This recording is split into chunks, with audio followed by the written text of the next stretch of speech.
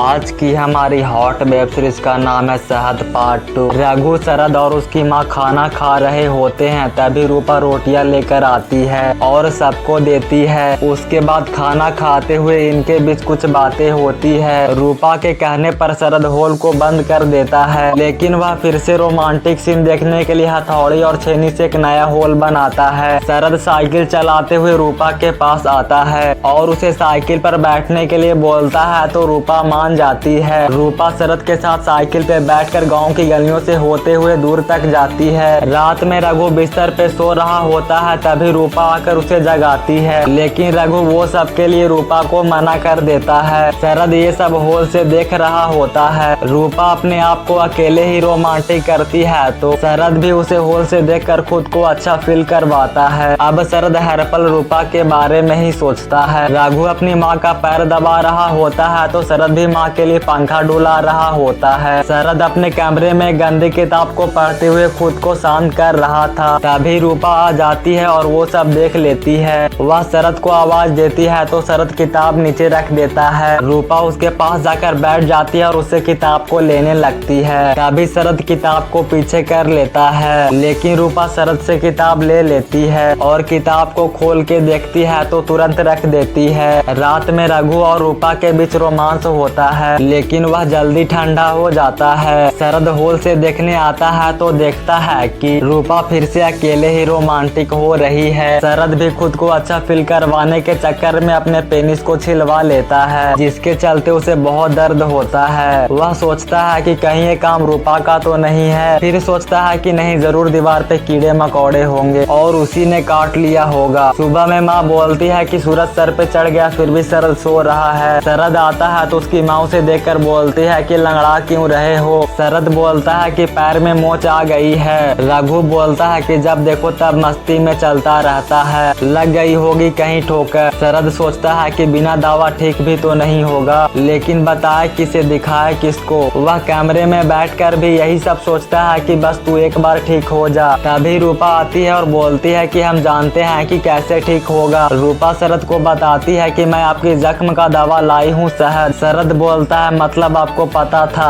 रूपा बोलती है कि कुछ मत बोलो। उसके बाद वह शरद का पैट खोल के उस पर शहद गिराती है और अच्छे से मालिश करती है। शरद उसे हाथ लगाता है तो रूपा बोलती है, मुझे हाथ मत लगाना, मैं तो सिर्फ उसका इलाज कर रही थी जिसको मैंने जख्म दिए। ये बोल के वह चली जाती है। रघु रूपा से बोलता है, आज मैं देर से आऊंगा, कुछ काम है। वह बोलती है, ठीक है, मैं इंतजार करूंगी। रघु बोलता है, तुम मेरा इंतजार ना किया करो, ये बोल के चला जाता है। उसके बाद शरद आता है और रूपा को पकड़ के उसके साथ मस्ती करने लगता है, तो रूपा उसे छुड़ा के बोलती है कि मना किया था ना मुझे छूने से। वह बोलता है कि आप जब चाहे मुझे छू सकती है, लेकिन मैं नहीं छू सकता। रूपा बोलती है, मैं आपका इलाज कर रही थी। दूसरे दिन शरद दीवार के पास बबूल के कांटे देखता है तो समझ जाता है कि ये सब रूपा ने किया है। वह रूपा के पास जाता है और कांटे दिखा के बोलता है कि आपने ऐसा क्यों किया। रूपा बोलती है कि मैंने आपको बोला था कि सुराख बंद कर दो, लेकिन आपने तो एक और सुराख बना लिया। शरद बोलता है, तो आपको सब मालूम था। रात में रूपा रघु के साथ रोमांटिक होने की कोशिश करती है, तो रघु उसे बोलता है कि मैं थक गया हूँ, मुझे सोने दो। उसके बाद रूपा शरद के पास जाती है और उसे छूती है तो वह उठ जाता है। उसके बाद दोनों में वही सब होता है।